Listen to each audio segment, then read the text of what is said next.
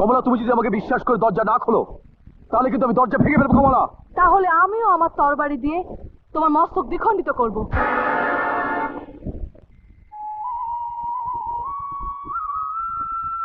লালপরি, বলো নীলপরি, আজকের রাত খুব পবিত্র রাত, সুন্দর রাত।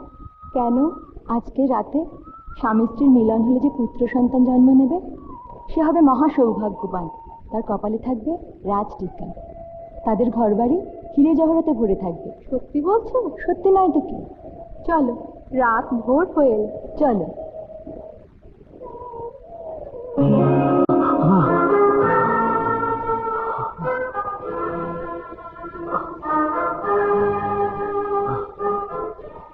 আমি কি স্বপ্ন দেখলাম? ঘুমের মধ্যে দুই পরি এসে কি সব বলে গেল। ভগবান, তখন আমি কি করব? পরিদের কথা যদি সত্যি হয় তবে তবে আমাকে কমলার কাছে যেতে হবে। কিন্তু এত দূরের পথ আমি এক রাতের মধ্যে কি করে যাই? একমাত্র ভোলা বাবা পারে আমার মনের বাসনা পূর্ণ করতে। ভোলা বাবা, ভোলা বাবা, তুমি আমার মনের বাসনা পূর্ণ করো। জয় বাবা ভোলানাথ, জয় বাবা ভোলানাথ। তান্ত্রিক বাবা, বলো, কেন আমাকে স্মরণ করেছো কাঞ্চন কুমার? বাবা, আজকের রাতটা খুব শুভ আর পবিত্র। স্বপ্নের মধ্যে আমি দেখলাম দুই পরি এসে আমাকে বলে গেল যে আজকের রাতে স্বামী স্ত্রীর মিলন হলে যে সন্তান হবে সে নাকি মহাভাগ্যবান সন্তান হবে। হ্যাঁ বৎস, তুমি যা শুনেছ তা সত্য। আর সেই ভাগ্যবান সন্তান তোমার ঘরেই জন্ম নেবে। তা কি করে সম্ভব? 1 বছরের পথ 1 রাতের মধ্যে আমি কি করে কমলার কাছে কি পৌঁছবো? ভক্তের মনোবাসনা অবশ্যই আমি পূরণ করব। আমি আমার শিষ্য রতন হংসকে ডেকে নিচ্ছি, সেই তোমাকে কমলার কাছে পৌঁছে দেবে। কোথায় আছো আমার শিষ্য রতন হংস? তুমি এই মুহূর্তে আমার সামনে এসে উপস্থিত হও।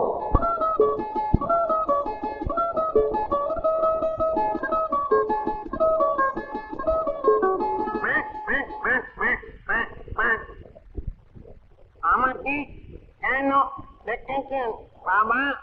ভক্ত রতন হংস, তুমি কাঞ্চন কুমারকে তোমার পিঠে চাপিয়ে তার মহলে যাবে। আর সেই জন্য তোমায় 9 দণ্ড সময় দেয়া হলো। 3 দণ্ড যেতে, 3 দণ্ড ফিরে আসতে, আর বাকি 3 দণ্ড কুমার তার স্ত্রীর সঙ্গে কাটাবে। কিন্তু সাবধান, আমার কথা অমান্য করলে কিংবা সময় বেশি নষ্ট করলে তুমি পুড়ে ছাই হয়ে যাবে। মনে থাকে যেন, সময় মাত্র 9 দণ্ড।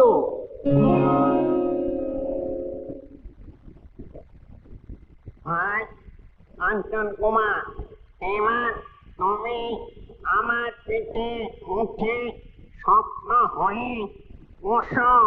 সাবধান, আমি না বললে নামার চেষ্টা করবে না।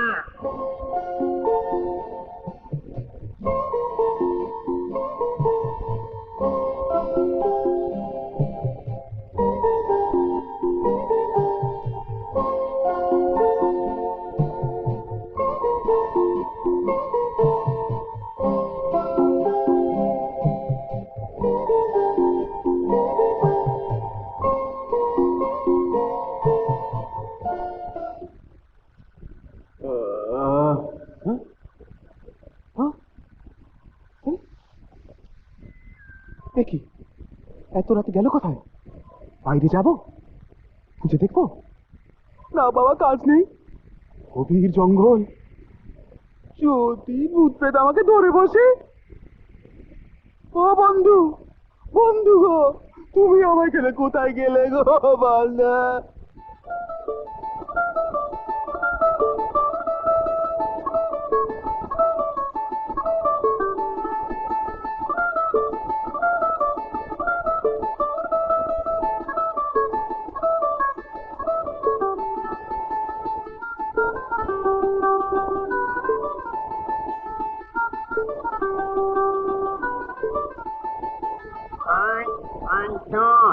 চোখ মেলে তাকাও, দেখো আমরা তোমার মহলে এসে গেছি। হ্যাঁ, তাই তো। এবার নামো।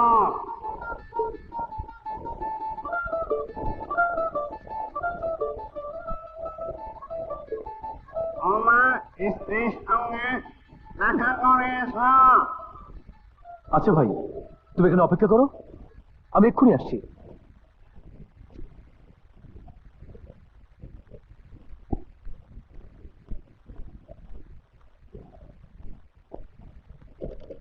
কমলা,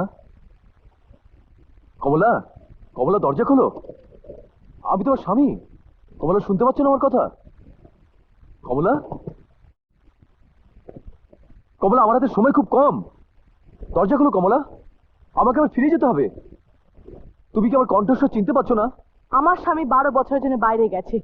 আমার স্বামীকে ঘরছাড়া করে তারই কণ্ঠস্বর নকল করে আমার সর্বনাশ করতে চাইছো? কমলা, কমলা, তুমি যদি আমাকে বিশ্বাস করে দরজা না খোলো, তাহলে কিন্তু আমি দরজা ভেঙে ফেলবো কমলা। তাহলে আমিও আমার তরবারি দিয়ে তোমার মস্তক দ্বিখণ্ডিত করব।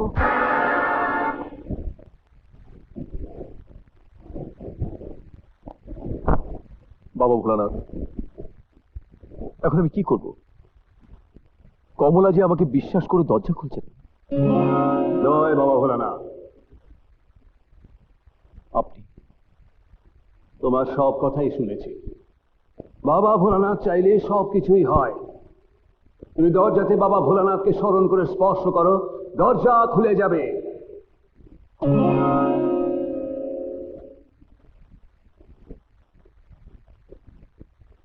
জয় বাবা ভোলানাথ, জয় বাবা ভোলানাথ।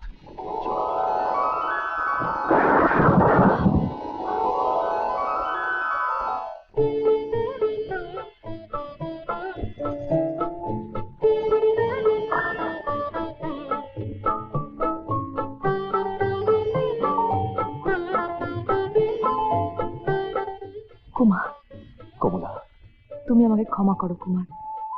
আমি তোমাকে অবিশ্বাস করেছি। তোমার কোনো দোষ নেই কমলা। তুমি যা করেছো এক সতীসাধ্যী স্ত্রীর কাজই করেছো।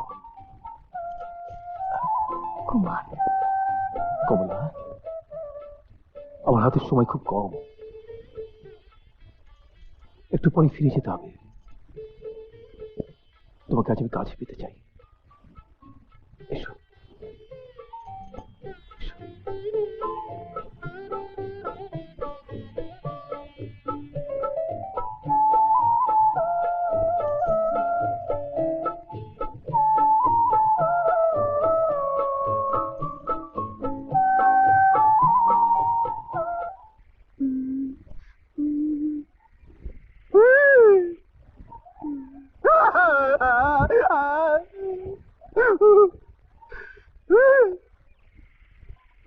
আরে, এটা দেখছি বিছানা নষ্ট করে ফেলবো।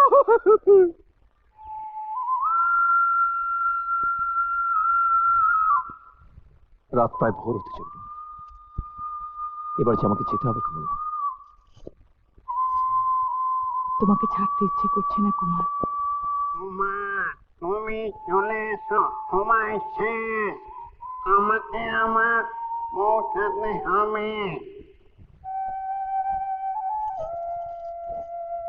আমার যাবার ডাক পড়ে গেছে কমলা, এবার আমি চলি। কুমার, কেঁদো না কমলা, আমাকে বিদায় দাও। কুমার, তুমি কি চাও তোমার জন্য তান্ত্রিকের অভিশাপের আগুনে আমি পুড়ে মরি? কমলা, আমার জন্য রতনহংস পুড়ে মরবে। ওর জীবনের কথা ভেবে তুমি আমাকে বিদায় দাও। বেশ, আমি তোমায় আর বাধা দেবো না। যাও।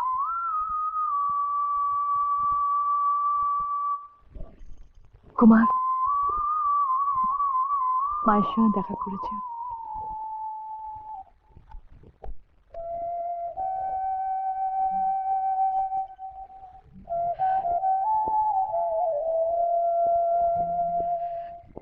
ভাই রতনহংস, তুমি আরেকটু অপেক্ষা করো, আমি মায়ের সঙ্গে দেখা করে আসছি। না ভাই কাঞ্চন, তিল মাত্র দেরি করার উপায় নেই। তুমি সেদিনই আমার পিঠে এসে বসো।